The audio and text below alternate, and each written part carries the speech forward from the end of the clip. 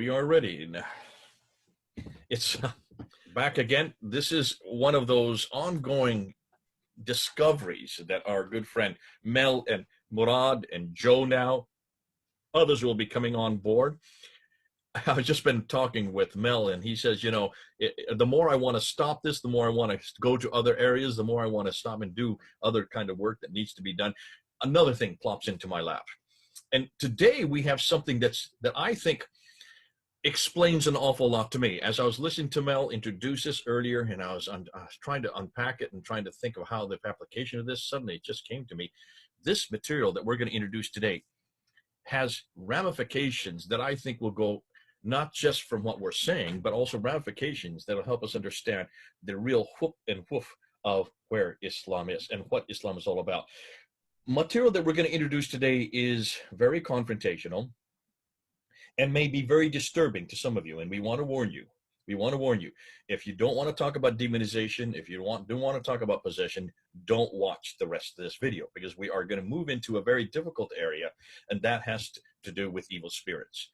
Because what Mel has found, and it's fascinating, not only what he has found, what others have found before him, suggests that Islam was born out of the occult and was born out of everything that we see wrong with the world. And it looks like from the very beginning in the 7th century, this is even before the traditions created the Muhammad that we now know today. It looks like that Islam was birthed in this type of milieu, birthed in this type of environment. And it is not a pretty environment. And in fact, what you're going to find out, what Mel's going to introduce to you, it was birthed in opposition to the only thing that can stop and shut down the demonization or evil spirits, and that's Christianity. And it was birthed in opposition to the very functions and the very forms that Christianity uses to confront demonization. So this is going to be a hard-hitting episode, and I brought Mel on board. Mel, it's good to see you again. I'm so glad you're here. Thanks for coming once again. Great to be back, Jay, and really looking forward to sharing the material that I've got for you today. Well, this is hard-hitting material, Mel, and in some ways, we need to be careful how we handle it, and we must be careful also for people who are listening. This will be upsetting for some people, and we need to warn you that beforehand. So, Mel, get right into it and move us along and see what is it you have now uncovered. Okay, let's share. Can you see that? It's coming up now, and this is your PowerPoint, and this is where you're going to go and you're going to introduce. So we're talking about the demons, reveal their game plan. Yeah. Okay, so essentially what we're doing is we're going behind the curtains and looking into the spiritual world of demonology and so on. And just as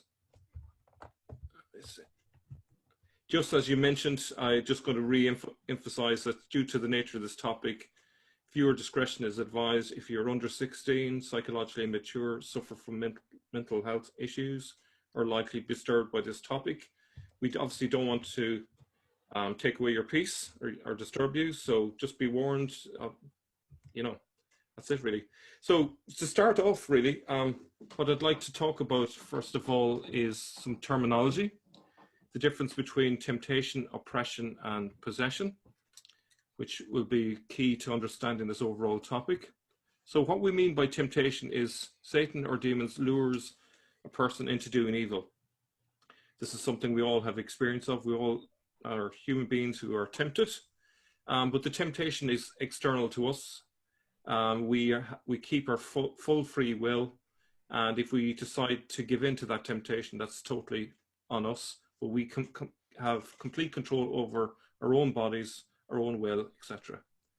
Now, oppression is different. It's just below full possession. Person may manifest to some degree contorting, growling, reacting somewhat negatively to sacramentals, and hints of other indications of possession. Whereas possession, in cases of full possession, we see... Let me just jump in there. When you say negatively to explain what you mean by sacramentals. Okay, so typical sacramentals are things like crosses, holy water, religious images like icons, anything that's associated with what is holy. And this is Christian sacramental. This is nothing. This is nothing that. This is not to do with ATRs are these traditional religions that you have in Africa. African Yeah. African traditional religions. This is nothing to do with things coming out of the much of the world today that would have Yeah. giddy giddies and things like that. You're talking about Christian sacramentals. Yeah. Huge. If you could, I think that's hugely important, because this is going to have yeah. a huge impact as we move on into your talk. Yeah. Demons are, if you like, are expert theologians, and they would mock and laugh at anything that isn't truly a sacramental. So a sacramental is any object which can lead you to the holy. So these are just aids, essentially, to lead you to God. So, for example, the cross is the prime one. So it's clearly, these objects do create a reaction, because Satan and his demons hate everything that comes from Christ. Anything associated with him in any way, they are fearful of and hate. So when we talk about possession, then it's a higher degree of what we saw in number 2, the oppression. In cases of full possession, we see the demon taking over the body completely. A perfect sign of that would be supernatural strength, occult knowledge, in other words, knowledge of what is hidden, knowledge of all languages, and detecting the holy. Now, about 18 years ago, I had the sort of unique privilege of meeting an exorcist. A friend of a friend said that he was in town. I went to the church to have a conversation with him, talk about his experiences. And he shared some examples of experiences that he had gone through. There was a woman who was a housewife, for example, and was able to speak to him in Greek, and she had no prior knowledge of Greek. She had superhuman strength and attempted to actually shove him out through a window. He received lots of box and kicks from her and so on, but thankfully, through determination and prayer and so on, she was healed. So it's quite an incredible event. I'm sure most of our audience will be familiar with the movie The Exorcist. Probably few of you realize that it's actually based on a true story of a boy in America who went through a possession for months and months. The family had exhausted all the psychologists and psychiatrists and so on, and clearly there was something supernatural involved, because apparently things were levitating off the ground and so on, so it wasn't just a psychological thing. And finally, after months and months of attempts at exorcising him, within the boy, the voice of Saint Michael the Archangel speaks and says, "I am Michael the Archangel, leave him now," or something to that effect. And the boy was healed, and the boy and all his family, who weren't Christians before that, all got baptized after this event. So obviously it had a deeply important effect on them. Obviously, I'm sure most of you are aware that in baptism, a person is automatically exorcised of any evil spirits or even influence and so on. So it protects them and gets rid of any of that evil influence that they may have experienced in their life. So it's a true cleansing and a purification of the person. And this is really unique to Christianity as well, would you not say, Mel? We don't know of any other religion that has this kind of power, the Holy Spirit that can come and eradicate possession, can eradicate. And that's why Christians are protected. That's why you see many Christians holding crosses. They hold the cross for that very reason, or other icons that they choose. Yeah. Or they call upon the name of Jesus Christ. And listen, I've seen that happen in my own life. My grandmother did this. She would call on the name of Jesus Christ and throw out demons. So not everybody that's listening will understand that, and not everybody that's listening may even agree with that. Yet for those of us who have been part of Christian church and been part of Christian families for, in my case, for generations, this is nothing new. And it is something that is not taught. People don't like to talk about it. That's why we said we need to be careful for those who are coming in on this. Not many of you will feel comfortable with some of the things that Mel's going to bring up. But what we're looking at, and what we're going to do is we're going to go back to the 7th century, and we're going to go back and see how this all began in Islam. So it's important that you do this definition, define it, and show that this does exist. And the only way to stop demonization that we know of, the only way to stop that which is unholy, is to introduce the holy. And the Holy One would be Jesus Christ himself through icons that are part of the church. Yeah, and it's really important to kind of appreciate that when priests are praying with someone who's possessed, essentially what they are doing is they're confronting the demonic with the authority of Christ. So Always. It's Christ who's the one who casts out the evil spirits. So the priests are basically just the privileged role of assisting in a very human manner what Jesus himself is doing, Or and mediating it's Christ's name in that mediating. context. Yeah. And So if this you will be know, for a lot of people who aren't aware of this, just open up the gospel and follow Christ's ministry. Look how many times he cast out demons. He did it for much of his ministry until you cannot say that this did not exist at the time of Jesus, and it should not be at the forefront and at the whole, you might say, foundations of what we do. We need to be aware of the fact that we have power over demons. And for those Muslims who are watching or listening, anybody who is not a Christian, you need to come on home, because we do have that power. We do have that ability. But that's not what we're trying to say today. That's just to introduce it so we can understand where we're going. I would say, just in addition, where a person attempts to be holy, the demonic comes out of hiding, because the demonic doesn't need to confront someone who is already mediocre or even not interested. And so you often find saints being challenged. For example, Saint Anthony in the desert, who was a hermit in Egypt, he was often confronted with the demonic, but because of his Christian faith, he was able to repel these evil spirits. He had the power of faith, which protected him and shielded him. So it's very important to bear that in mind. We have nothing to be afraid. One thing I've learned from St. Anthony was that the demons are actually afraid of the grace that's within us as Christians. So that's a reassuring thing to be aware of. And to say also, Mel, that there are some cases where Christians have been demon possessed, and we're going to talk about that. In fact, in your talk here, where there is one case where that did happen. Yeah. So Christians can be the victims. The fact that you become possessed is not necessarily through personal guilt. Sometimes people dabble in the occult, and that can be like a portal to evil. But sometimes through a curse that someone puts on another person, the demonic enters their lives, into their life. So there's lots of different scenarios. So we shouldn't just assume that in every case is exactly the same.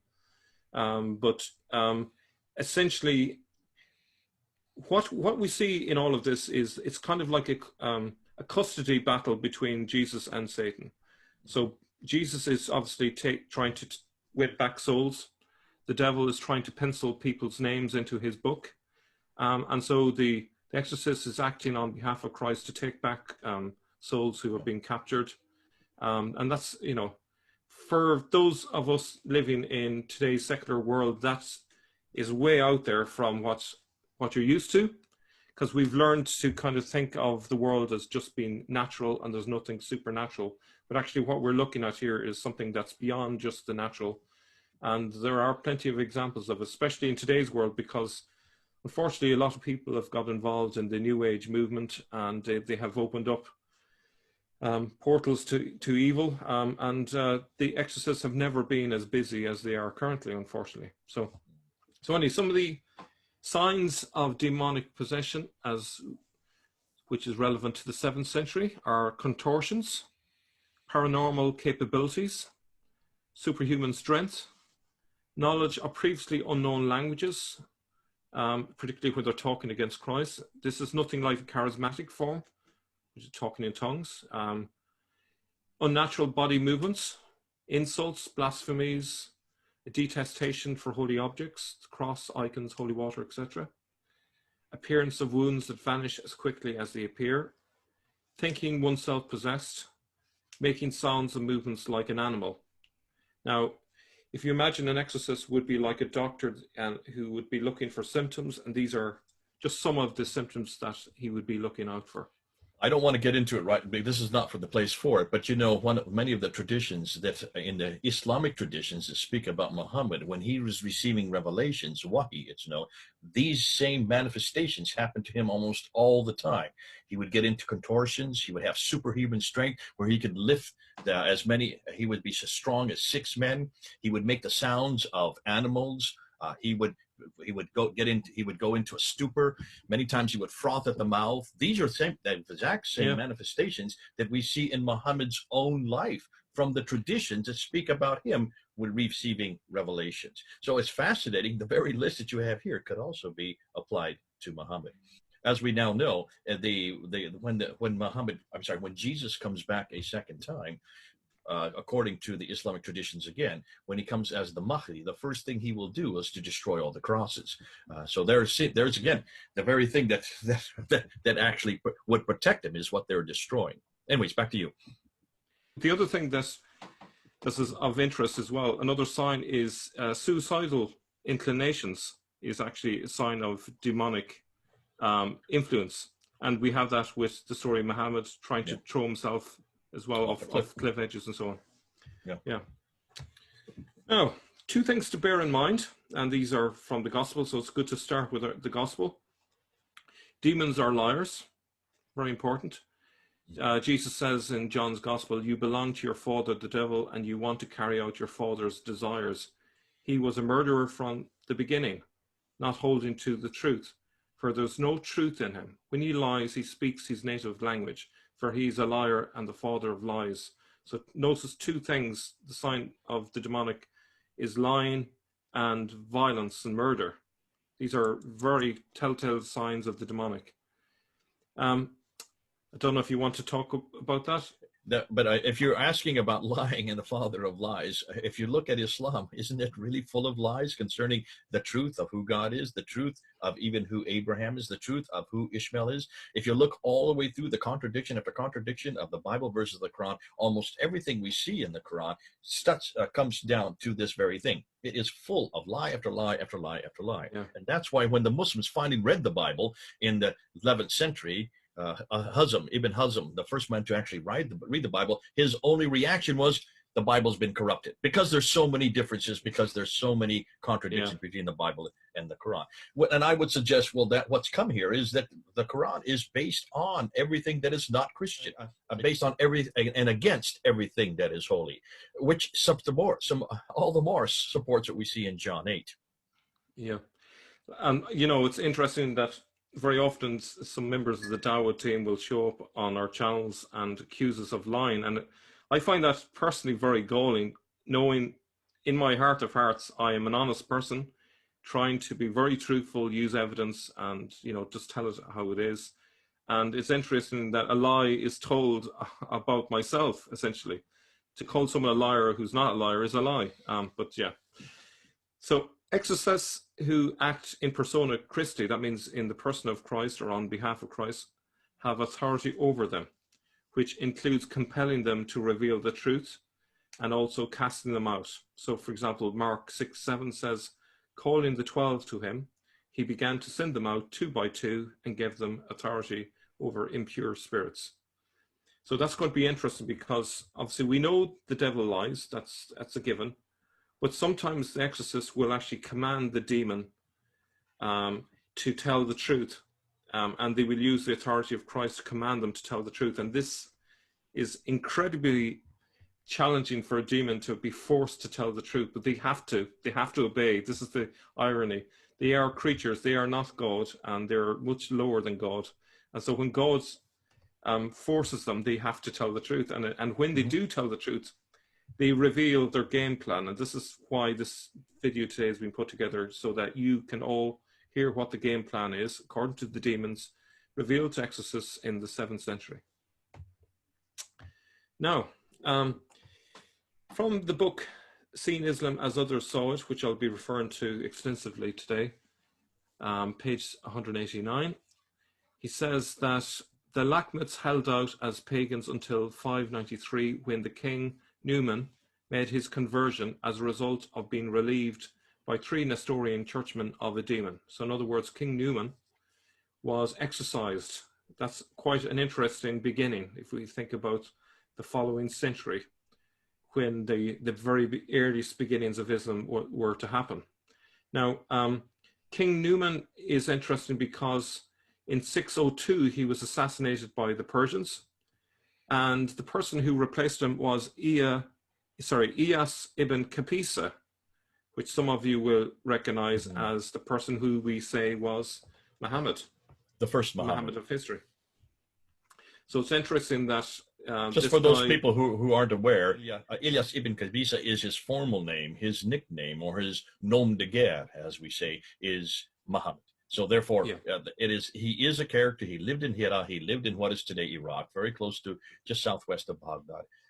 What Hira is called then is the same name, the city that we call today Kufa. yeah. So what's interesting, you have a king who's possessed, he is exorcised, he becomes a Christian, and then just 9 years later, he's assassinated, and he's replaced by Iyas, who is Muhammad. But according to a Jewish apocalypse, Muhammad himself was possessed. So it's interesting the demons took over again. It is worth remembering what the Jews wrote of their impression of Muhammad.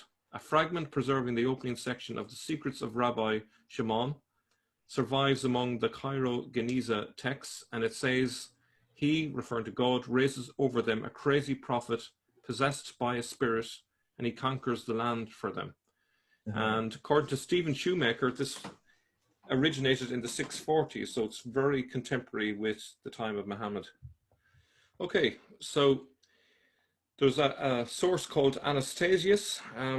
He produced 2 collections of edifying tales. The first bears the title Various Narratives of the Humble Monk Anastasius Concerning the Holy Fathers in Sinai, and comprises the doings and sayings of the more charismatic members of the monastery of Sinai, either witnessed by Anastasius himself or related to him by one who was present. And this was put together in the year 660, 1 year after the death of John Climacus. The pre-Islamic Arabs at Sinai seem to have lived in relative peace with the monks and solitaries, seeking their help in time of need and acting as message bearers for them, though occasionally proving a nuisance too. Anastasius clearly does not regard, now notice here Robert Hoyland refers to them as Muslims, which is I would suggest is incorrect. What's the word that is actually would be that Anastasius would be using here? What's the word he claims him as? I would say Margarita, yes. The Magaritai is the Greek word for it. Magre is the Syriac word for it. So really that should be Magaritai. And now let me just jump in here, because this is something that I know people have jumped on us for in the past. And we refer to Robert Hoyland. Here's his book right here. This is a great book. You should get it. And this is the first work that is done on looking and seeing what the people were saying in the 7th century, what was actually being written down. It's a big book. But what he does, unfortunately, is whenever he quotes a section, he doesn't really quote it. He just kind of summarizes a quotation, because the quotations are in Greek. You can't read Greek. Therefore, he does a summarization. And instead of writing the word Magaritai there, he puts in the word Muslim, without thinking through, no, there were no Muslims this early. There is no reference to Muslims this early. And I've heard many people come back to say, Robert Hoyland, there were Muslims. The Anastasius is referring to Muslims. No, it's Magaritai. Now, Magaritai is really the word for Hagarenes. Explain who the Hagarenes are. Well, the Hagarenes were basically Abrahamists, mostly. There was a mixed bag of them. Some of them were Christians, some were Abrahamists. They believed that they were following the ancient religion of Abraham. They mimicked the Jews in many ways. They followed the Jewish laws. They followed a lot of their customs. Some of the they look at their lineage back to Hagar. That's why their name's Hagarenes. Yeah. The name Hagar is in. Sometimes they call themselves Ishmaelites because they look at their lineage back to Ishmael. And many of the Arabs in that area saw themselves in direct lineage to Hagar through Ishmael down all the way down then to where they were today. And so when you see the word Magaritai, when you see the word Hagarene, when you see the word Ishmaelite, you're talking about the same people. And these are all Arabs, they are Abrahamists, and they are Proto-Islam. They are beginning of Islam, and they are from this part of the world. And many of them are over in the west, in Nabatea or the Nabatean area, and on the east, in what today is Baghdad or Iraq. Absolutely. And, you know, there was a lot of competing preachers at that time, all competing to kind of lead the Arabs in a particular direction in terms of their religious beliefs. So it wasn't as unified as people think at that time. So he says, he calls them the nation that has sullied and profaned the holy summit. And in an account of a vision of fire that had happened on the mountain some years earlier, clearly a miraculous event, he writes angrily of some Saracens also present, who had expressed their disbelief and blasphemed the holy place, its icons and its crosses. He jeers at them, saying that no such miracles had occurred in any other religion or in any synagogue of the Jews or Arabs. So it's interesting, you know, here was an example of a miracle from God, and the Saracens disbelieve in it, even though it's a clear sign, and they blaspheme it, and there's clear hatred against the icons and the crosses, which is, considering what we said about demonic possession, it's interesting that that was the reaction. It doesn't seem a very rational reaction to that event. Now, so just to make a point, exorcists, through the authority of Christ, can command demons to tell the truth and reveal their plans. This is important when we see what the exorcists had written down about what the demons had said to them during the exorcism ritual. Now, Anastasius of Sinai, and there's the source as given by Robert Hoyland, states clearly that the Saracens are in league with demons. Note well that the demons... Can I just jump in here? Saracens, again, would be another name for Magaratai. Yeah. Okay? Just be careful, because the Saracens, there were five names they referred to themselves there in the 7th century. Hagarenes, that we've already talked about, Ishmaelites that we already talked about, and Magaratai, all of which really are the same root. Saracens was actually the European way of referring to these people. And then the last one they used was Muhajirun. Muhajirun would be people of the Hijr. These are people who are nomadic. All five were used to refer to themselves. Nowhere is there any reference to Muslims here. Okay. Yeah. I think the word Saracen was kind of used ironically because it suggests descendants from Sarah, but they're not descendants of Sarah. So it was kind of a mockery of that situation. So he says, note well that the demons named the Saracens as their companions, and it is with reason. The latter are perhaps even worse than the demons. Indeed, the demons are frequently much afraid of the mysteries of Christ. I mean, his holy body, the cross, the saints, the relics, the holy oils, and many other things. But these demons of flesh, referring to the Saracens, trample all that is under their feet, mock it, set fire to it, destroy it. Now, that could be talking about the 21st century, Jay. Yeah, the same thing happening today. We just saw what's just 2 weeks ago there in London, where this young man gets up on a church and pulls down the cross. We saw this with the ISIS, where the first thing they did is whenever they went into a town in Iraq, they went to the churches and pulled down the crosses. They went into every one of the museums there in Mosul, and they went into the museums and destroyed any images of Jesus or any of the prophets or any of the saints. And this is typical of what's happening even today in the 21st century. So it's nothing that's new, that's been going on since the 7th century. Yeah. And if you can see, there's an opposition to everything that is sacred, an opposition that to the very thing that would protect them. And it seems that all from the very beginning, it looks like that they were already in cahoots with the demons. Yeah. And what's interesting here is what the exorcist would tell you is that the demons themselves are afraid of these things. But they would like them to be destroyed, but to get them destroyed, they need humans to do it. And these are the people who you get. So they get these people, the Saracens, to do this. So in order to get them to do it, they have to create an ideology in which they are prepared to destroy these things. So they have, you know, it's all connected. My sister, who lives in Turkey, had me go, and she wanted me to go look at many of the archaic places, the ancient ruins. And she said, she take a look at all the churches. When you go into a church, some of them are still standing, but when you look at the icons along the walls, what's the first thing that the Muslims have done? Muslims have come and scratched off all the faces. They don't want any faces of any saints, of any, especially a face of Jesus Christ. The very things that we want are there to protect us, they're scratching off. Because even today, and this is in the 20th and 21st century, the last 2 centuries, they've been doing this to these artifacts. So you can see where it all comes from. It all begins there in the 7th century. This is pre-Islamic. But it's obvious to me that what you're showing here is that they were in league with demonization. They were in league with anything that was anti-Christian, anything that was holy, the cross, the saints, the relics, the holy oils, all of this. They desecrated. Why? Because they, from the very hoof and hoof was, they must oppose it, without realizing the very thing they're opposing is would have been their best protection. Yeah. Now, what's worth bearing in mind as well is that in Iraqi culture at the time, there was a huge emphasis on magic. They had prayer bowls, which were basically, or incantation bowls, which applied curses to different people and so on. And so you have a lot of people involved in the occult and so on. And this is why we have all of this infestation at that time in the 7th century.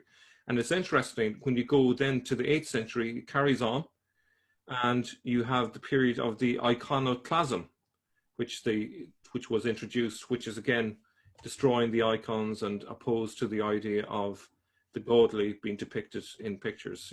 So it's all part of the one hatred towards the holy.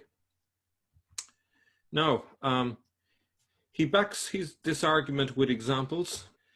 At Damascus, a possessed man named Sartabius was told by his demon that he would be taking temporary leave of him while he accompanied the Arab army on its expedition to the Straits of Abydos of Constantinople, for our prince Satan has sent guards in order that we help our comrades the Saracens on their trip to Constantinople.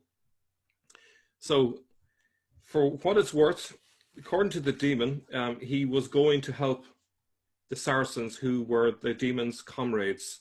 So they clearly saw the mission of the Saracens as one and the same as their own mission. So the demons were interested in furthering this expedition. So it's very interesting. Now, back in 660, Anastasius had himself witnessed demons participating in the clearing work commissioned by the Margaratai, or Hagarenes, on the Temple Mount. And circa 670, a secretary at Damascus, John of Bostra, was sent on a mission by the governor to interrogate possessed girls at Antioch. And what they discover when they interrogate the possessed girls is very interesting. Via the latter's mouths, the demons within them inform John of Bostra that what they fear most from the Christians is their cross, baptism, and the Eucharist. When asked which among all the faiths of the world they prefer, they reply, that of our companions. Oh my. Those who do not have any of the three things of which we have spoken, and those who do not confess the Son of Mary to be God or Son of God. How damaging is that? My goodness. I mean, this right there. If this is what was in the 7th century, if these are the three things they fear the most, the cross, baptism, and the Eucharist. For those who don't know, what we're talking about, the cross, of course, is the cross of Christ that he died. And baptism is what we do to show that we are now dead to sin and alive in Christ. And that is a function that we all must go through when we receive faith. And the Eucharist is what you see right there on the right. That's the Eucharist. That's drinking of the wine and eating of the bread. That's referring to Christ's death on the cross, his body and his blood shed for us. Those are at the very center. They are central to Christianity. They're at the very foundations of Christianity. And those three icons right there, cross, baptism, and Eucharist, really define who we are. And if these people in the 7th century were fearful of this, and that their companions are the demons, if this is not a statement of exactly how Islam began, where its roots are, and what it is against, showing to me, at least, I don't know if you agree with this, Mel, or not, it shows me that which created, that which Islam then came out of, at its very beginning, at its very foundations. We saw this with the Dome of the Rock. Look at all the inscriptions are attacking Jesus' divinity. They're attacking the Trinity. They're attacking his sonship. If that is the case that we see on the inscriptions, take a look. This is even earlier. We're seeing that those that created what then became Islam were attacking everything that we see to be holy. The cross, baptism, and Eucharist. You can't get something more specific and more central to Christianity than those three icons right there. Yeah. Now, to make the point even further, think about, what do the demons want most? Well, they want most to hurt Jesus, right? But they obviously can't hurt Jesus because Jesus is God, okay? So they have to hurt him indirectly. And how do they hurt Jesus indirectly? Is by getting in the way of a person's salvation. So these demons realize that the cross, baptism, and the Eucharist are central. They're the best methods by which a person can get salvation. And they are opposed to it, obviously, because it's so useful. they're also the icons that remind us of what Jesus is all about. Baptism is the function where we now leave the world and come into Christ's kingdom. And that is the demarcation. That is the all over the world. And all the others know that when you are baptized, you are no longer the former, you are now with Christ in his kingdom. And Yeah. Eucharist is to remind us of that death and resurrection. And you cannot say anything else that is more pivotal or central to Christianity than his death and resurrection. So the very Yeah. three things that we hold to be absolute, and this is an absolute, this is not, there is no, this is not one of those things that, you know, if or depending on what denomination you belong to, all Yeah. No, denominations believe in those three things. All Christians absolutely. everywhere at every time for the last 2,000 years have believed in these three things. And yet these are the three things that are pinpointed as the very things that the Saracens or the Maghreb did not want anything to do with. And that the demons didn't want anything to do with us, because the demons, the first thing they want us to do, as you just said, Mel, is to get us away from God, to get us away from the cross, to get us away from his death and resurrection. Because without the death and resurrection, we're all damned. Yeah, that's it. So that's essentially, you're seeing the game plan, and by creating an ideology around this, and you notice I'm using the word ideology rather than religion, because primarily we're talking about an ideology here. It had not yet become a religion. You're right. It hadn't. It's the whole purpose of this whole ideology is to indoctrinate people into thinking that the cross and baptism and the Eucharist are bad, have nothing to do with them, but actually that's the very thing that saves you. This is the means by which Christ reaches out and saves us from sin and so on. Okay, so now we look at another source, Daniel, Bishop of Edessa, 665 to 84. So he talks about the following. The monastery of Kenashir in North Syria remained active throughout the 7th century and turned out such respected scholars as Thomas of Heraclea, who revised the New Testament in Syriac. The philosopher and mathematician Severus Sepoke, I think it's pronounced, and the polymath Jacob of Edessa. In the mid-60s, however, it suffered a brief aberration when afflicted by a horde of demons, which is very unusual, as you can imagine, to happen to a monastery. The anonymous Syriac chronicle of 1234, probably relying on the patriarch Dionysius, tells us that in a nearby village, a stone slab inscribed with Median characters was discovered, under which a bronze cauldron containing a bronze figurine. Sorcerers were then summoned, for surely people said it was sorcerers who buried this in days of old. When the sorcerers, whispered their spells over the little idol, it spoke with them, saying, 60,000 demons are imprisoned in this figurine. And the demons asked, how do you command us? Where shall we go? At this, the sorcerers undid the chain from the neck of the figurine and said, go enter the monks of the monastery of Kenashira. Just then, the monks of that abbey began to suffer many misfortunes and ailments. Many became possessed by demons. They began to crow like cocks and to bleat like goats. They insulted the icons of the saints, calling Peter fool fisherman, Paul skinhead, Thomas one ball, John Bar and Fontania long beard, Saint Ephraim dried up, beardless one, and Saint Theodore blind man, and many more perversities did these monks speak.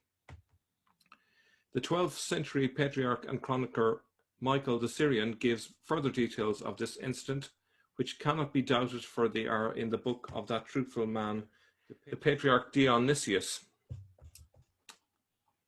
In the time of Lord Daniel, Bishop of Edessa, demons took possession of certain brothers in the monastery. The abbot sent and called upon Daniel to find some relief for those unfortunates. He told them to go to St. Jacob's and fetch the body of Bishop Severus of Samosata. They, the monks of Keshum, did not want to give him up, but under pressure they granted a part of him. So we're talking here about a relic of a saint. When this was brought near, the demons began to wail, alas for us, that broken one has come. It was not enough for him to drive us from the region of Samosata, but he must come here also. The demons said this, I called him broken one, because of the saint had once fallen from a beast of burden and had been lamed in one foot. So this is an example of occult knowledge. One of those possessed by a demon had formerly been a disciple of the bishop, and they threatened the demon in him, saying, "Now this man's master has come to expel you." The demon answered, "I did not enter this man of my own volition, but under compulsion. He killed our master's dog in the upper vineyard, and for that reason he sent me to torment him. My friends he sent to enter into these monks because they would leave the church at the time of the offering and go out to swim and play in those pools of water outside the monastery." I'll just stop there for a moment. So this is the weak point. The monks were not living entirely up to the rigors of their vocation, and this was enough to, if you like, provide a chink in the armor for the demons to possess them at this time. Our master was what the demons called some sorcerer. As soon as the monks stood, those youths, in front of the right hand of the saint, the demons wailed aloud and came out of them. So why this is important is this is a piece of evidence for the fact that there was widespread infestation in these lands, demonic infestation. And the exorcists at that time would have had quite a job to keep up with it all. This is not the sort of environment in which you'd imagine a new religion would begin. It's not a very healthy environment, let's put it that way. Now, okay, so and this is just going back to what we said earlier at the very beginning of this episode, that there are times when Christians do and are attacked, specifically attacked, because like monks would be the ones who are specifically attacked, and they are weak and they give into it. However, have you noticed in both those cases, the demons were then thrown out. They were then thrown out. So, and the only way they could have been thrown out is with the authority of Jesus Christ. Yeah. Okay, Jay, would you like to read this next part? Yeah. The third section begins by explaining that the Chalcedonians had occupied the monastery of Kenishre in the time of Domitianus, bishop of Melitene. That's around 578 to 602. And that then, as now, the Chalcedonians there were claimed by demons. It continues with the report of how, at a later date, the king ordered the Jacobites to bring the demoniacs and the sorcerer before him for adjudication. Now, so this is quite interesting here, because you have the possessed brought before the Arab leader, who's a Saracen. We took the Diophysites and entered before Abdullah bar Darag, emir and governor of Mesopotamia, who was, now notice that Robert Hoyland again is using the word Muslim, but Gabri Magriye. When the sorcerer and the possessed stood before the emir, they, the possessed, blamed the sorcerer and made known that he had sent the demons there to the monastery, and that these demons had suffered many torments and afflictions from these broken ones, the bearded one, and from their fellow saints. The emir asked the head of the demons, "Are you many?" He replied, "I am the leader of 40,000 demons." The emir then said, "Is Jesus, son of Mary, your friend?" The demon answered, "He is my enemy. Today he has no power over me. Once he had power over me, and he will again have a time to prevail over me." The emir said to him, "Are you his servant?" He answered, "No, rather I am the servant of God. Now I am in revolt against him, but in the end he will have authority over me." Now what's interesting, as you can see at the bottom, is the demon says he is Abdul Allah too, like the emir is an Abdul Allah, rather than a servant of Christ. Whoa. So hold on a minute. Now this is going to cause a little bit of problem. I can see people are going to raise their hands and say, "Are you saying, therefore, that the demons served Allah?" Because Abd means servant of Allah or slave of Allah. Yeah. It looks like back in the 7th century, Abd Allah means slave of Allah. This is long before Islam. Remember, Islam has not yet formed. Allah is the word from ilaha, which comes from the Nabatean Aramaic. It's the god, also the generic name for a god of Dushara there in what is today Petra or Jordan. So Abd Allah, slave of Allah, is what these demons serve. And they make a distinction between this god and the God of Christianity, whose name we know is not Abd Allah. His name is Yahweh. This is the name that he gave to Moses in Exodus chapter 3, when Moses asked him, "What is your name?" So when I go down to Egypt, they can recognize what God I represent. And that was in 1400 BC, which all really brings into a real problem here, because an awful lot of people today will say, yes, but isn't this the name that is in the Bible, in the Arabic Bible? It is the name in the Arabic Bible, but that has been done by the translators who introduced that name in the 7th century actually in the 8th century into the Bible, and they should never have done it, especially now when they see that the demons were the ones that were serving Allah. Which is a fascinating, because we have said this more and more. Should we be using the name Allah for God? This is another nail in that coffin. Absolutely not. When we see the demons actually followed Allah and made a distinction between this Allah and the God of Christianity and the God of the Bible, Jesus Christ, who then took that name Yahweh for himself in John 8:58 when he was asked, "Are you what you are? How do you know Abraham? Before Abraham was, Yahweh, I am." He gave himself that name, and that's why they took stones to stone him. So this is fascinating what you're bringing up here, Mel. Looking at history, all the more reason we must make a distinction between Allah and Yahweh. All the more reason we must make a distinction that Allah is the God that the demons serve.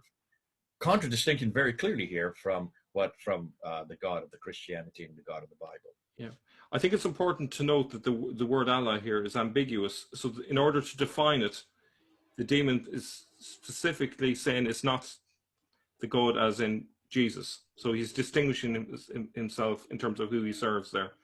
Okay, so like to put this into context, there is a Psalm, I believe it's 96:1. No, it's Psalm 96 verse 5, and also you need to put with that Psalm 106 verse 37, because that refers to the God of the demons, the God of the nations, and the nations worship the demons. Yeah. So essentially, the gods which are associated with any of these pagan religions, essentially, according to the Psalms, are demons in disguise, essentially. Yeah, there you go. Yeah. There you go. Yeah. Yeah. Now, we'll just move on from here. Now, more exorcisms are carried out when a young man appears with a ring containing a fragment of the cross. The emir's attempt to use his own ring fails, for as the demon asserts, in that one there is no cross, it is the other one we fear. So it's interesting that the demons have more fear of the one that had the cross in it. Mm. They know where the power comes from. They know where the power comes from. Yeah. The inferiority of the emir's faith is then demonstrated by the inefficacy of his ring in contrast to that of the Christian youth. Now, so going on from there, the next few slides I'm going to be looking at the fact that it was to the Christians that the proto-Muslims turned to whenever they needed spiritual help, whether that be needing a healing or if they needed an exorcism. So when Ubayd Allah ibn Ziyad, the governor of Iraq, had a problem with his foot, he sought the prayers of Mar Abda, a Christian monk. So it's interesting, it wasn't to their own imams that they sought help. Now, another example. Similar recourse was made by Utbah, governor of Bet Garmai in Kirkuk, to Sabrisho, a metropolitan of the region, regarding 2 of his daughters possessed by demons. So you see, the proto-Muslims are going to the Christians for help whenever they have a problem. Now, here's one that's very interesting indeed. Monks were often in a position to give useful advice since many had studied medicine at school, as was the case with Rabban Kudawi, who was able to cure and subsequently baptize a daughter of the Caliph Muawiyah. And you can see there. Whoa, hold on a minute. This is the guy we know. This is the same Muawiyah who started the Umayyad dynasty. This is the one that we see on the coins. And I see you've got a coin there. That's his coin that he introduced in 663, when the one he'd introduced in 661 was not at all appreciated by the Christians. He then introduces this coin. You see what's in the red squares? Look, it's in the red squares. Those are crosses showing that either he was a Christian. This is why this is fascinating. Now, this is a copper coin from the West. This is not one of the silver coins from the East that he minted in the Iranian mints. This is from the Syrian mints, which are in Syria, what we would call Syria today. And what's fascinating is that though he lived in Damascus, which is in Syria, he was king of the Umayyad dynasty. He was the one that furthered the boundaries of of his kingdom, all the way from the west in Libya, all the way to Afghanistan in the east. Here he has a cross above his head. And here you're telling me that his daughter was baptized. It was subsequently baptized because she had been cured by Christians. Does that mean that he was baptized, that he went ahead and became a Christian because of that as well? And that's why you have the cross there on his hand, and also the cross on his head, and also on the cross on the backside. That's the front and back of the coin on the M, which is the denomination of how much it costs. Yeah, I think he himself was a bit confused religiously, and the fact that we can't define what exactly he was is an indication of that. And that's true. The coins point that out as well, because in the West, his coins are all Christian. In the East, there's Zoroastrian, because they have the fire altar on the backside of the coins. So he kind of played both sides, knowing that he himself was trying to be resilient to the people he was covering. But that completely confronts the traditional account. That completely confronts the Islamic tradition from the 9th and 10th century, which says very clearly that he was a strong Muslim. But it's fascinating that he had let his daughter be baptized as a Christian. Yeah, and this is supposedly just a few decades after Muhammad was supposed to have started Islam, and everything is put into place where they don't have icons and so on, and yet here you have coins with people's faces on them. There's crosses on them. It doesn't make sense. In fact, this continues all the way up to Abdul Malik. You're going to see that. This continues all the way up to Abdul Malik. This completely confronts the notion that the icons, the very thing that they don't want, because that is considered idolatrous. That had nothing to do with Muhammad of the traditions. That had nothing to do of the traditional account of early Islam at all. Yeah. So now we turn to John of Dalem, who wrote a book called The Syriac Life. He was born in 660, died in 738. He was born in Hadassah in northern Iraq and became a monk at the age of 13. And by the looks of it, he became a very holy monk. At the turn of the century, 700 AD, receiving instruction from God, he went to pray in Jerusalem, and he visited the king of the Arabs, Abdul al-Malik Bar Marwan, who was residing in Damascus at that time. There's a coin from Abdul al-Malik. Now, curing the caliph's daughter earned him a royal missive, which announced to the governor of Bet Arameh and Persia, "Let this holy man build churches and monasteries in our realm, wherever he should wish to do so, and let him be given the expenses out of my royal treasury." So John went to Hajjaj in Iraq and received similar guarantees. Now, what's fascinating about this is a very different picture of Abdul al-Malik, considering when we think about it, he's allowing someone to go and build churches and monasteries, and he's even given him the money for that. He's obviously grateful that he has healed his daughter. What do you make of that, Jay? Well, this is fascinating. So here's just another example. You're not really talking about the early Muslims who they had to go to Christians to get healed. In this case, we have now got two different caliphs, one at the beginning of the Umayyad Caliphate, which is Muawiyah, whose daughter gets baptized, gets healed and then baptized. Here, in another case, you have another daughter of another caliph, much more powerful. And remember, we're going to see, in fact, just take a look at that coin there. That coin there is Abdul Malik himself. Remember, this is the guy that stood up against Justinian II. And this is the guy that went to war with, that Justinian II went to war with, because he put and introduced the coin with the Shahada on it, the La ilaha illallah Muhammadur Rasulullah, in 692. This is the coin you see here that he introduced in 693, where he now is putting his hand on the sword to then reject Justinian II. So politically speaking, he had nothing at all good to say about the Byzantine or about Byzantine Christianity, because you can see the Shahada there along the outside of the image. Yet at the same time, this case here you have with Abdul Malik, his daughter is healed. She's healed, and because of the fact he's so grateful for the fact that the Christians were the ones who were able to heal her, that he then, rather than, instead of, though he is confronting Byzantine Christianity politically, religiously, he then allows them to build their churches and also their monasteries. Fascinating. So he, again, as a political leader, comes to the Christians and realizes they have something unique that he doesn't. It could be also that we're talking not about Byzantine Christians here, but maybe monophysites. So he has no problem with them, but he still has a problem with the Byzantine. So that might be why he was willing to do that. Now, what's interesting is There's actually another little detail with all of this.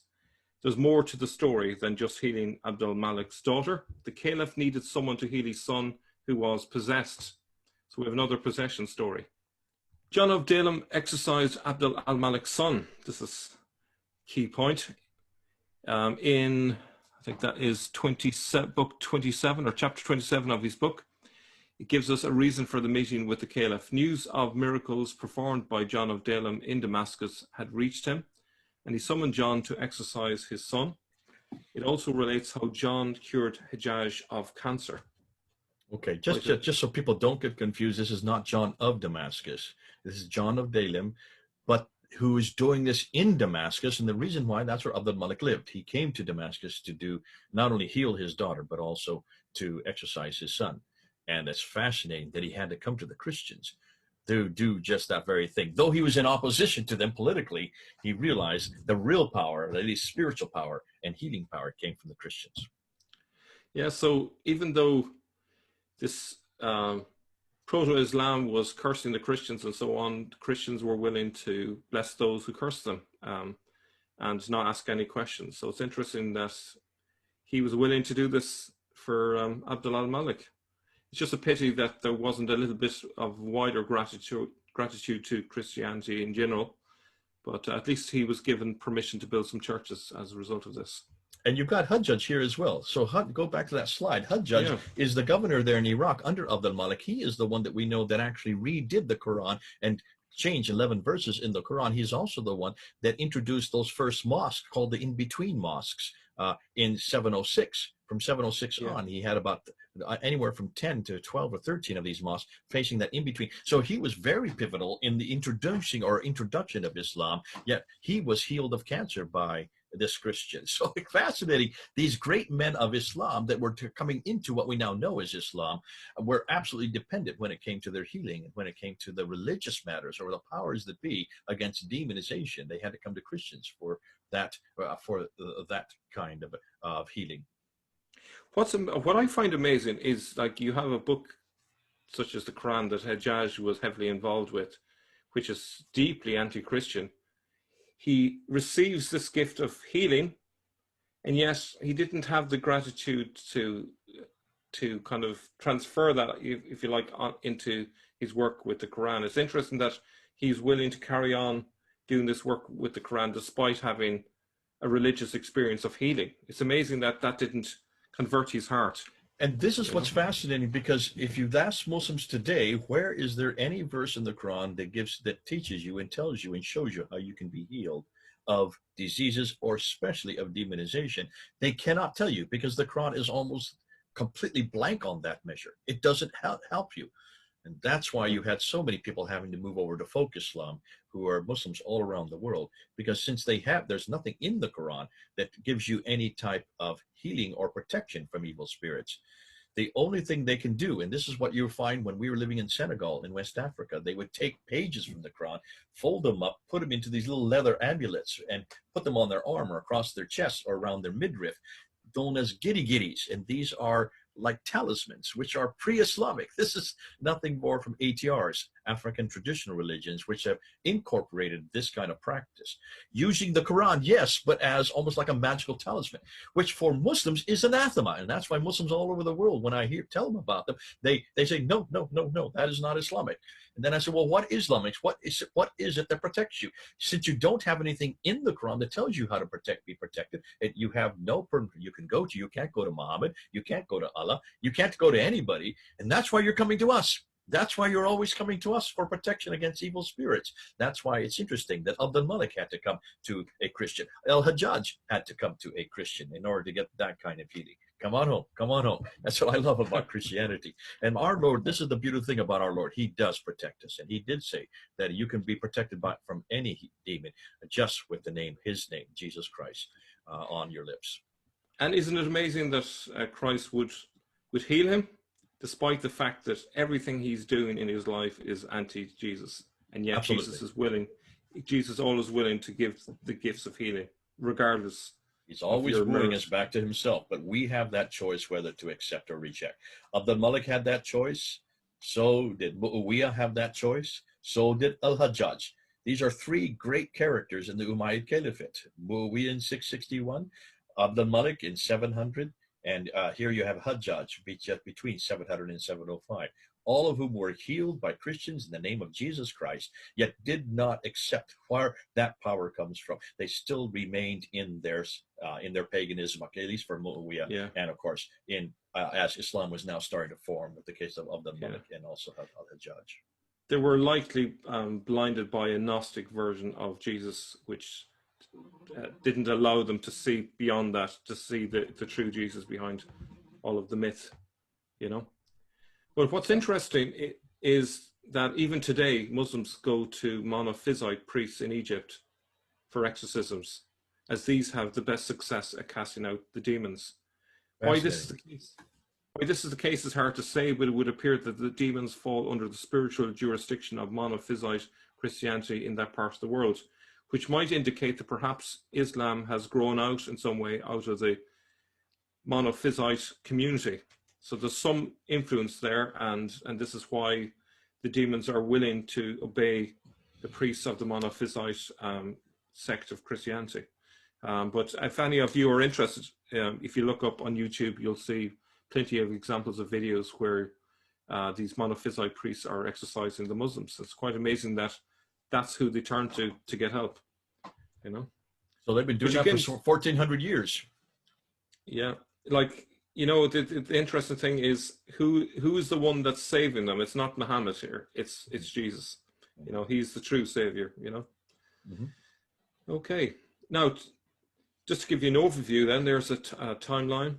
So just to remind ourselves, 593, the Lakhmid king Numan was exorcised. The 630s, Muhammad was reported by the Jews as possessed, and this was written down sometime in the 640s. In the 660s, the demons declared that the Muslims are their companions. And we also saw examples of widespread infestations of demons and so on. And one example, 665, the monastery there was infested with demons. And then in the year 700, Abd al-Malik's son was exorcised by John of Dalem, Christian priest. So you can see there's a long history of infestation of demons. And this was the ground out of which Islam grew out of.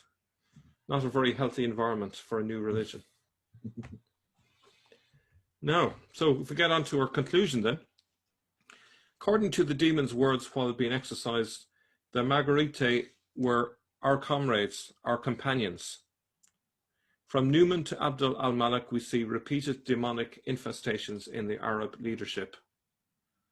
Any faith which does not have the cross, baptism, or the Eucharist, and that does not confess the Son of Mary to be God or Son of God, is the demon's preferred faith. Clearly, Islam is one of their preferred choices. The Jews record Muhammad as being possessed, and it should also be noted that the Islamic tradition also refers to Muhammad as being bewitched, even using it as an excuse for the satanic verses. Islam grew out of an environment of demonic infestation, but has no response to it at all, as can be evidenced from these 7th century examples. Note also that this explains why much of the Islamic world today is made up of folk Islamic traditions, example, the evil eye, Fatima's hand, and Giri Giri. Those very things that Muslims hated and were fearful of in the 7th century, the cross, baptism, and the Eucharist, are the very things that we love because they are central to everything we believe in Christianity. Wow. And there I conclude, Jay. Well, this has been terrific. Let's go ahead and stop sharing your screen.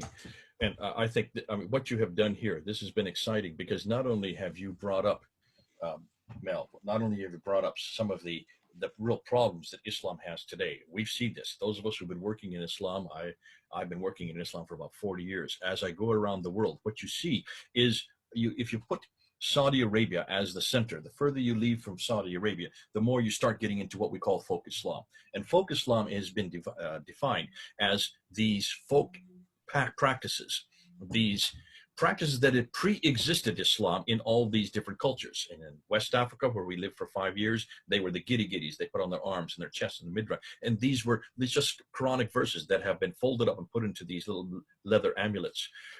for protection, because there is no other protection in Islam. Islam does not protect you. The Quran has no verses for protecting. And that's why, since there is nothing in the Quran to protect us, Dr. Hebert used to call this the excluded middle. What he means by that is that when you look at God up here and man down here, there is this middle part where there are demons and angels. And we in Christianity are aware of this middle part where demons and angels are always living and participating. And the angels come from heaven and they attack the demons and they protect us from the demons that can come down to earth. And so because of that, we have no problem with demonization. But Islam has an excluded middle. This is completely missing. The only thing that you get in this middle part are what they would call jinn. But if you ask a Muslim what jinn are, they can't even define it. Are these creatures made from fire that live on earth? Do they come? They certainly can't get into heaven. In fact, they can't even listen to heaven, because that's what these meteorites are. Every time you look in the sky, they're chasing these demons away from listening to the Quran being recited in heaven. So even the stories that have come up around it don't make much sense. But what is most important, their God, the God of Islam, is totally other, never comes to earth, is incapable of coming to earth. And since he cannot come to earth, he can't protect us. So he stays totally distant. So how are humans protected? How are humans protected from these evil spirits, which are very there? Every culture has them. Go to any culture in the world and you will see demonization is very real for them. They don't have anything. Islam gives them nothing. There's no protection. There is no such thing as exorcism in Islam. That doesn't exist, which suggests to me that if the God of Islam that I know is just made up by man, that whoever made up Islam, and you can see where we are, we know where it's coming from. When you make up a religion, you make it from human intuition and you make it with human logic. And most human logic always, if you look at all man-made religions, they always start from the premise that God is here and man is down here, and neither the twain meet. This is called the dualism that Aristotle talks about. So the Greeks were very aware of this. Now the Greeks at least had these demiurges that went back and forth between them so that God and man can have some type of communication. Islam has replaced that with what they call nabis or rasuls, these prophets, but they are very real humans. You notice none of the prophets can deal with these other beings, these evil beings that are all of us are aware of them. We know they exist. There's demons. And so you can see Muhammad could not deal with them. See how he received his revelations, his wahi. He was full of demonization. There's enormous amount of demon manifestations, possession, frothing at the mouth, falling on the ground, having his feet so heavy there, it's like 6 men couldn't lift them up. Hearing hearing buzzing of bees, the ringing of bells. Falling into a fit. This is demonization, folks. There's no other way to put it. Yet when you look at the description in the traditions, the 9th and 10th traditions of him receiving revelation, this is exactly how he received revelation. Now, here's what's fascinating. In the 7th century, what you're telling me, Mel, that in the 7th century, they knew that demons existed. They knew that there was a problem here. And so those who actually are beginning and starting and rejecting Christianity, they didn't want anything to do with Christianity. They also were part of this demon process. It looks like the demons were the ones that were controlling those who created Islam as we know it. Because when you see them refer to them all the time, what do they always say? We want nothing to know with Jesus Christ. We want nothing to do with the cross. We want nothing to do with the Eucharist. We want nothing to do with baptism. The very 3 things that are the function of Christianity, they have rejected. And it is these people, these Haggarins, these Mugharatai that you're always talking about. The Mugharatai went to that side rather than the other side. The other side are the Christians, who are very much part of the gospel, very much part of Jesus Christ, very much part of the Eucharist and baptism, and also the cross. And the cross has always been our standard, hasn't it? Since the very beginning, for 2,000 years, we've always held the cross. Isn't it interesting that Islam at its very beginning rejected the cross, rejected baptism, rejected the Eucharist, rejected any icon that had to do with Jesus Christ, and instead went to the demonization? So Islam, what you're saying, Mel, this is a huge thing you're saying. You're saying from the very foundation of Islam, it was based on demonology. It was based on demonization. That's a huge thing to be claiming. But you brought it up, and what you did is you went up and you showed historical reference after historical reference. You went here to Anastasius in 660, who then even refers to them that he's talking about the Mugharatai, mocking the sacraments. There's a choice that was made. So from the very beginning, these Mugharatai, who then became Muslims, these Mugharatai, who are the Saracens, these Haggarins, these Ishmaelites, who are, yes, they are part of the line of Abraham, but they are mocking the sacraments. They have nothing to do with the sacraments. They made a choice from the very beginning. And remember, whatever you start with, it lays the foundation with what is to come later. So they're starting with this rejection of Christianity. They're restarting with the rejection of Jesus Christ. They're restarting with the rejection of his cross, and they're restarting with rejection of the Eucharist, which is body, bled, and shed for those of us who love him. I just want to jump in there to make a point. An awful lot of the reason why some Muslims are afraid to leave their religion is they're being brainwashed into thinking that if they do, they will go to hell. And what I hope they get from watching this video is the realization, actually, the opposite is true. That, you know, the demons themselves are not are not suggesting that Islam is an opponent to their plans, but very much their comrades. And this should worry you. If the demons think this is their preferred religion, this is their preferred faith, that should be a warning sign. That should be a red flag for Muslims out there. That should be your reason to leave Islam. You brought Anastasius up, and you've also brought Daniel of Edessa. Beautiful. Because you're saying in the 7th century, this is where it all began. It all began in the 7th century. It all began with Anastasius' writings. He writes about this, and he notices this. Daniel of Edessa, he's talking about the fact that these monks suddenly get possessed. And they get possessed because, as you said, the people who are the demons attack the most tend to be those who are in powers of authority on Christianity. That's why they're attacked. So we can understand it. So be aware of the fact, you Christians who are getting into this kind of work, you are going to be attacked. However, look and see that they were all then protected by the name of Jesus Christ. They were all then protected by the fact that the Holy Spirit came down and confronted. And then you brought in John. Before you brought in John of Dalen, you also went to Muawiyah, and you showed how the beginning of the Umayyad Caliphate. Now that is historical. We don't have a problem with, because he's on the coins. He's written about in the inscriptions. There's lots of references to him. Yes, we're coming to power in 661. He is the first of the Umayyad Caliphates, and he is the one who has a daughter who is baptized. He is the one that has crosses on his head and also on the orb. There on the coins, proving that in the West, at least, he was a Christian. In the East, he would have been a Zoroastrian. But it's fascinating that his daughter is baptized because of the fact that she is eradicated by demonization by the Christians. Let's jump now into 692, because in 692, you have Abd al-Malik, the most famous of the Umayyad caliphs. He is the most powerful of all the Umayyad caliphates. He's part of the Marwan family, comes to power in 685. And in 692, he is confronting the Justinian II, the Byzantine Empire, politically. Yet while he's confronting Justinian II politically, and that's why you saw the coin there with him holding the sword, at the same time, here, two of his children, one gets healed of a problem by a Christian, and this is John of Dalem in 700. This is not to be confused with John of Damascus, though it happens in Damascus. John of Dalem, a Christian, probably of Monophysite, is brought in to heal his daughter, which she is healed. And interestingly, his son is possessed of demons, and he heals him. And that's why he then puts out this reference in 700 that monasteries are to be erected if they want to. And he basically is saying, you Christians can do what you want if you remain in my territory. He's talking about the Monophysite. Well, I think he gave that right just to this particular priest. It may not have been a general-wide permission.